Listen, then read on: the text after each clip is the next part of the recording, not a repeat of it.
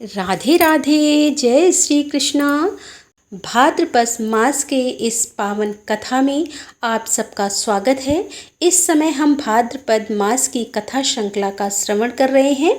ये कथाएं हमारे पुराणों और शास्त्रों से ली गई कथाएं हैं जो अत्यंत मधुर और शिक्षाप्रद और आध्यात्मिक उन्नति कराने वाली हैं। तो चलिए ऐसी ही एक भाद्रपद मास कथा श्रृंखला को आगे बढ़ाते हुए सुनते हैं आज की कथा को।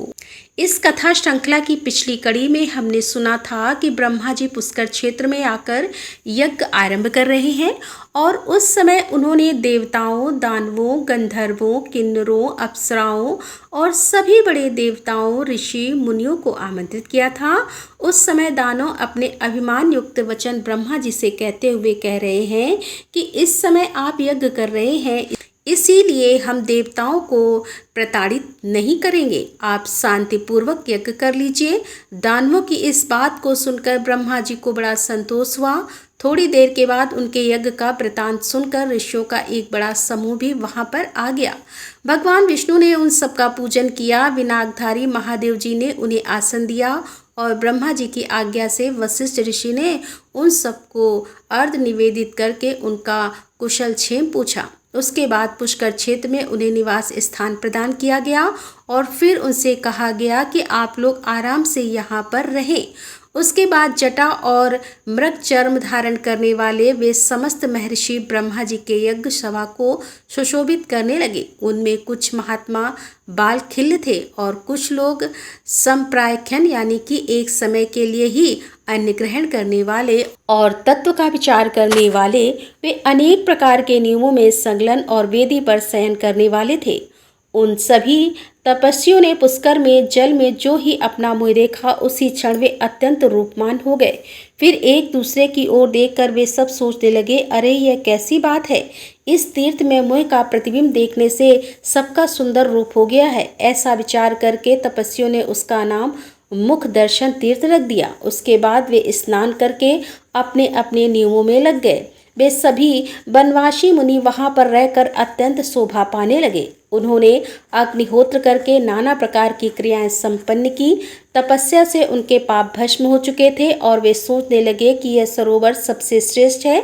ऐसा विचार करके उन दुष्टियों ने उस सरोवर का नाम श्रेष्ठ पुष्कर रख दिया। उसके बाद ब्राह्मणों को दान के रूप में नाना प्रकार के पात्र देने के बाद वे सभी द्विज वहां प्राची सरस्वती का नाम सुनकर उसमें स्नान करने की इच्छा से गए।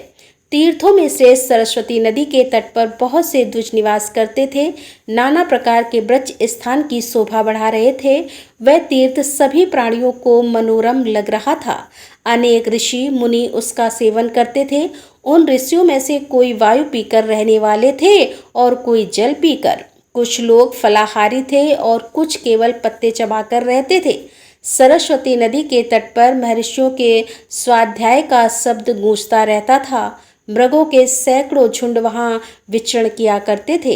अहिंसक और धर्मपरायण महात्माओं से उस तीर्थ की शोभा बन रही थी। पुष्कर तीर्थ में सरस्वती नदी सुप्रभा, कांचना, प्राची, नंदा और विशाला नाम से प्रसिद्ध 5 धाराओं में बहती। भूतल पर वर्तमान ब्रह्मा जी की सभा में उनके विस्तृत यज्ञ मंडप में जब दुष्टियों का शुभ आगमन हो गया, देवता और पुण्यवाचन और अनेक प्रकार के नियमों का पालन करते हुए जब यज्ञ कार्य के संपादन में लग गए और पितामह ब्रह्मा जी यज्ञ की दीक्षा ले चुके, उस समय संपूर्ण भोगों की समृद्धि से युक्त यज्ञ के द्वारा भगवान का यजन आरंभ हुआ। उस यज्ञ में दुष्टियों के पास उनकी मनचाही वस्तुएं अपने आप उपस्थित हो जाती थी। धर्म और अर्थ के साधन में प्रवीण पुरुष भी स्मरण करते ही वहां आ जाते थे। देव गंधर्व गान करने लगे, अप्सराएं नृत्य करने लगी, दिव्य संगीत बजने लगा और उस यज्ञ की समृद्धि से देवता भी संतुष्ट हो गए। मनुष्यों को तो वहां का वैभव देखकर बड़ा विस्मय हुआ। पुष्कर तीर्थ में जब इस प्रकार ब्रह्मा जी का यज्ञ होने लगा, उस समय ऋषियों ने संतुष्ट होकर सरस्वती का सुप्रभा नाम से आवाहन किया।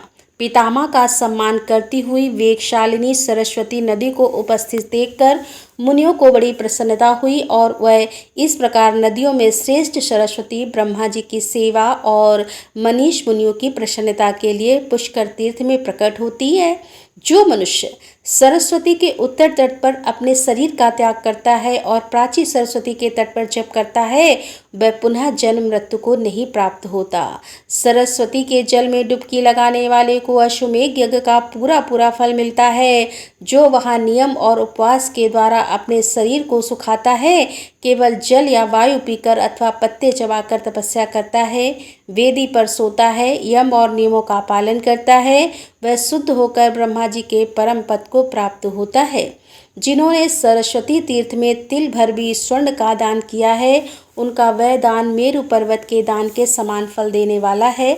यह बात पूर्व काल में स्वयं प्रजापति ब्रह्मा जी ने कही थी। जो मनुष्य उस तीर्थ में श्राद्ध करेंगे, वे अपनी कुल की 21 पीढ़ियों के साथ स्वर्ग लोक में जाएंगे। वह तीर्थ पितरों को बहुत ही प्रिय है। वहाँ एक ही पिंड देने से उन्हें पूर्ण तृप्ति हो जाती है। वे पुष्कर तीर्थ के द्वारा उद्धार पाकर ब्रह्मलोक में पधारते हैं। उसके बाद उन्हें अन्न और भोगों की इच्छा नहीं रहती।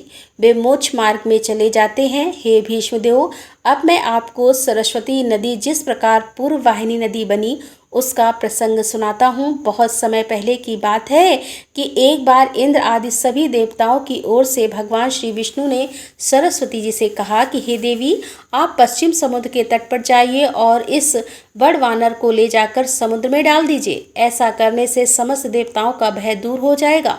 आप माता की भांति देवताओं को अभयदान दीजिए। सबको उत्पन्न करने वाले भगवान विष्णु की तरफ से यह आदेश मिलने पर देवी सरस्वती ने कहा कि हे भगवान, मैं स्वाधीन नहीं हूँ। आप इस कार्य के लिए मेरे पिता ब्रह्मा जी से अनुरोध कीजिए।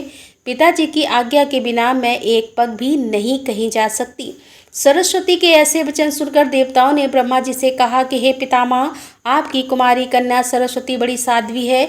उसमें किसी प्रकार का दोष नहीं देखा गया, इसीलिए उसे छोड़कर दूसरा कोई नहीं है जो बड़वा वानर को ले जा सके। देवताओं की ऐसी बात सुनकर ब्रह्मा जी ने सरस्वती को बुलाया और उसे गोद में लेकर उसका मस्तक सूंघा और फिर बड़े स्नेह के साथ उससे कहा कि हे पुत्री, तुम मेरी और इन समस्त देवताओं की रक्षा करो।